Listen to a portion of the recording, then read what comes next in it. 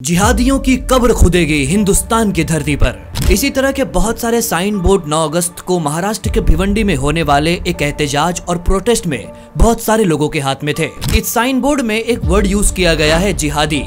जिहादी उसे कहते हैं जो जिहाद करता है। दुनिया भर में बहुत सारे ऐसे लोग हैं जब वो वर्ड जिहाद और जिहादी सुनते हैं तो उनके कान खड़े हो जाते हैं। उनके दिमाग में एक ऐसी तस्वीर बनती है कि कुछ लोग बंदूक और तलवार लेकर आएंगे और उनका जबरदस्ती धर्म परिवर्तन यानी कि उनके रिलीजन को चेंज करने के लिए फोर्स करेंगे।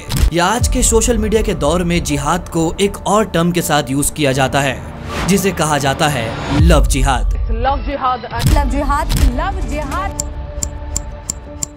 आपका मजहब कुछ भी हो सकता है। इस वीडियो को देखने वाले आप हिंदू या मुस्लिम कुछ भी हो सकते हो, लेकिन इस वीडियो के खत्म होने तक आपका एक कॉन्सेप्ट बिल्कुल क्लियर हो जाएगा कि आखिर जिहाद है क्या, किस तरह से एक लफ्ज जिहाद को पूरे सोशल मीडिया और पूरे वेस्टर्न कंट्रीज ने कुछ इस तरह लोगों के सामने पेश किया कि आज भी दुनिया भर में कहीं भी कोई जिहाद का लफ्ज सुनता है कि उनके दिमाग में एक ऐसी तस्वीर बनती है कि उस तस्वीर से उनके मजहब को खतरा होता है। प्रवास की आज की वीडियो में बात करेंगे एक बहुत ही सेंसिटिव टॉपिक की, जिहाद क्या है।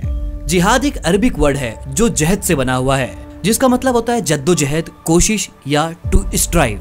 अगर एक नॉर्मल सी बात करें तो जिहाद एक ऐसी टर्म है जो आज के टाइम पे लोग सिर्फ इसलिए यूज करते हैं ताकि वो दहशतगर्दी और इस्लाम को आपस में जोड़ सके। इसलिए आज दुनिया भर के ज्यादातर लोगों के बीच टेररिज्म और दहशतगर्दी को जिहाद समझा जाता है। तो आज के टाइम पर जिहाद एक ऐसी टर्मिनोलॉजी, एक ऐसी इस्तिलाह बन गई है जिसको इतना ज्यादा बिगाड़ा गया है, इतना ज्यादा बिगाड़ा गया है कि इसकी असल सच्चाई पर इतनी गहरी धूल जम गई है कि इस धूल को साफ कर पाना बहुत ही मुश्किल हो गया है। इसके गलत मतलब को लोगों के सामने social media, news anchor, television पर इतना ज्यादा मशहूर किया गया कि इसका असल मतलब इतना ज्यादा पीछे छुप चुका है कि ये लोगों से बिल्कुल ही दूर हो चुका है। ये बात यही नहीं खत्म होती। अगर आप ऑक्सफोर्ड यूनिवर्सिटी की डिक्शनरी में जिहाद का मतलब सर्च करो तो वहाँ भी यही लिख कर आता है, A holy war undertaken by the Muslim against unbeliever। एक ऐसी मुकद्दस जंग जो ईमान वाले गैर मुस्लिमों के खिलाफ लड़ते हैं। एक ऐसी वॉर जहां पर जितने भी गैर मुस्लिम हैं उन सारे लोगों को कत्ल कर दिया जाता है और लोग भी यही समझते हैं कि मुसलमान दूसरों को कत्ल करते हैं, कत्ल करने पर इनको हुर्रे मिलती है और इसी को जिहाद कहा जाता है। इस पूरे सिनेरियो को शुरू से शुरू करते हैं। हमने आपको बता दिया कि जिहाद का मतलब है स्ट्रगल यानी कि जद्दोजहद और कोशिश करना। जिहाद के बारे में थोड़ी सी भी स्टडी की जाए तो आपको ये पता चलेगा कि इस्लाम में जिहाद की 2 टाइप्स या 2 अलग अलग तरीके बयान किए गए हैं। पहला है जिहाद अकबर और दूसरा है जिहाद असगर। जिहाद अकबर को हम अपनी नॉर्मल टर्म में समझ सकते हैं बड़ा जिहाद, और जिहाद असगर मतलब छोटा जिहाद। जिहाद अकबर का मतलब होता है स्ट्रगल अगेंस्ट ओन डिजायर यानी कि अपनी ख्वाहिशात और अपने नफ्स के खिलाफ जंग करना, और इसको मुसलमानों के लिए सबसे बड़ा जिहाद कहा गया है। यानी कि एक इंसान अगर अपनी नफ्सानी ख्वाहिशात पर कंट्रोल करे, उसे काबू में पाले, तो ये एक इंसान के लिए सबसे बड़ा जिहाद और सबसे बड़ी जद्दोजहद, सबसे बड़ी कोशिश है, क्योंकि ये ख्वाहिशात ही होती है जो इंसान को गर्क कर देती है। सिर्फ इस्लाम ही नहीं बल्कि गौतम बुद्ध और महावीर ने भी यही कहा है कि इंसान की ख्वाहिशात ही इंसान को लेकर डूबती है। अगर इंसान अपनी ख्वाहिशात पर कंट्रोल कर ले तो उसका कनेक्शन गॉड से बहुत ही मजबूत हो सकता है, और यही है इस्लाम का सबसे बड़ा जिहाद। जिहाद की दूसरी टाइप है जिहाद अल असगर। अगर इसको हम नॉर्मल टर्म में कहे तो इसका मतलब होता है वॉर अगेन इनजस्टिस यानी कि जुल्म के खिलाफ आवाज उठाना और जुल्म के खिलाफ एक जंग बर्पा करना। और यही वो जिहाद अल असगर है, यानी इस्लाम का वो छोटा जिहाद जिसका ये रेडिकल ऑर्गेनाइजेशंस और एक्सट्रीम ऑर्गेनाइजेशन सबसे गलत इस्तेमाल करती है, तोड़ मरोड़ कर लोगों के सामने पेश करती है। वो कहते हैं कि जिहाद अल असगर में कहा गया है कि हथियार उठाओ और लोगों को मारो, लेकिन सच्चाई यहाँ तक नहीं है। जिहाद अल असगर को समझने के लिए हमें जाना पड़ेगा आज से 1400 साल पहले मक्का मुकर्रमा में।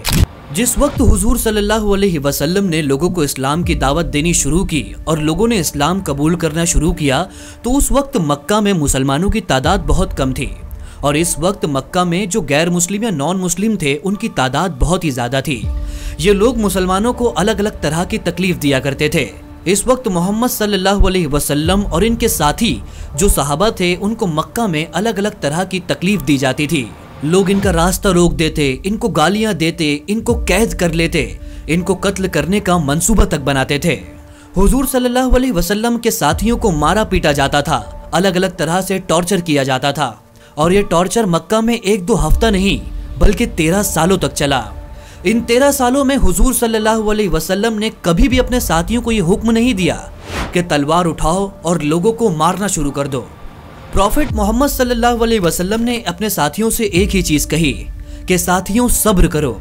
जब मक्का में जुल्म की इंतहा हो गई, टॉर्चर हद से ज्यादा बढ़ने लगा, सहाबियों को कत्ल किया जाने लगा, तो हुजूर सल्लल्लाहु अलैहि वसल्लम ने हुक्म दिया कि तुम यहाँ से हिजरत कर लो, यानी कि मक्का छोड़कर दूसरी जगह चले जाओ।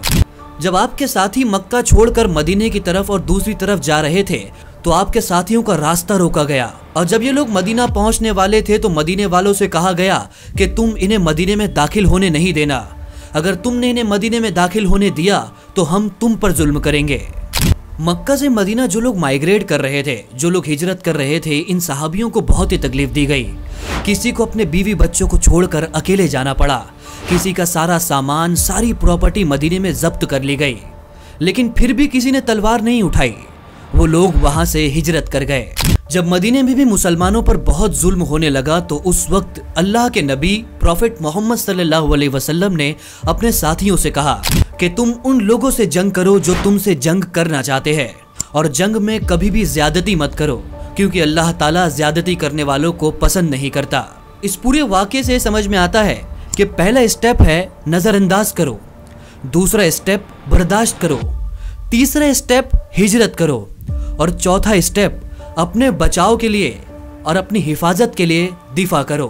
यानी कि जब हथियार उठाने के लिए कहा गया तो ये नहीं कहा गया कि हथियार उठाओ इसलिए ताकि तुम्हें सामने वाले को मारना है, बल्कि इसलिए कि तुम्हें खुद का बचाव करना है। और जब यह हुक्म दिया गया तो उस वक्त बहुत सारी शर्तें इस्लाम में बताई गई। इसमें सबसे बड़ी शर्त ये थी कि जब तुम हथियार उठाओ तो उससे ही मुकाबला करो जो तुमसे मुकाबला करना चाहता हो। जंग के दौरान मासूम, बुजुर्गों, बच्चों और बूढ़ों को निशाना मत बनाओ। जो कोई भी रिलीजियस प्लेस या धार्मिक स्थल हो उनको नुकसान नहीं पहुंचना चाहिए। और अगर तुम्हारी जंग हो रही है और जंग के दौरान ही सामने वाला खुद को सरेंडर कर दे या वो अपने हथियार डाल दे तो इस वक्त तुम उस पर हथियार नहीं चला सकते। तुम्हें फौरन ही अपने हथियार पीछे ले लेने हैं। इस पूरे वाक़े से आपको जिहाद अल असगर का कॉन्सेप्ट समझ में आ गया होगा। आज के वक्त में जो दहशतगर्द तंजीमें जिहाद अल असगर के कॉन्सेप्ट को लोगों को गलत तरीके से बताकर नौजवानों को गुमराह करती है, उन्हें अपनी टेरर ऑर्गेनाइजेशन में शामिल करती है और इस्लाम की एक गलत इमेज लोगों के दरमियान पोर्ट्रे करती है। और इसी इमेज को लोग इस्लाम समझते हैं और ये कहते हैं कि इस्लाम और दहशतगर्द एक ही चीज़ है, जबकि इन सारी दहशतगर्द ऑर्गेनाइजेशन का इस्लाम से कोई भी ताल्लुक नहीं। ये लोग इस्लाम के जिहाद अल असगर को गलत कॉन्टेक्स्ट में समझकर लोगों तक फैलाते हैं और लोगों को गुमराह करते हैं। इसके अलावा जहां भी कहीं बम धमाके होते हैं, दहशतगर्द हमले होते हैं, मीडिया इनको जिहादी कहकर बुलाता है। यही वो वजह है कि जिहाद और जिहादी दो ऐसी टर्म्स हो चुकी है जिसका इस्तेमाल इतना गलत किया जा चुका है कि सही टर्म और सही मतलब लोगों को आज तक नहीं पता। तो चाहे हिंदू हो या मुस्लिम हो, सिख हो या ईसाई हो, हर मजहब के लोगों को कहा गया है कि अपने अंदर के शैतान और अपने अंदर के इविल से लड़ो, यानी जो तुम्हारी नफसानी ख्वाहिशात है उससे लड़ो जिसकी वजह से लोग गुमराह होते हैं। यही वो तुम्हारी ख्वाहिशात है जो झगड़े कराती है, यही वो ख्वाहिशात है जो लोगों के दरमियान फूट डालती है, यही वो ख्वाहिशात है जिस ख्वाहिशात के बहकावे में आकर इंसान गुनाह करता है। और इसी ख्वाहिशात के लड़ने को ही जिहाद कहा जाता है, जो कि सबसे बड़ा जिहाद है। इसलिए अगर कोई एक ग्रुप या कोई एक पर्सन गलत काम करता है तो इसका जिम्मेदार आप पूरी कम्युनिटी को नहीं ठहरा सकते।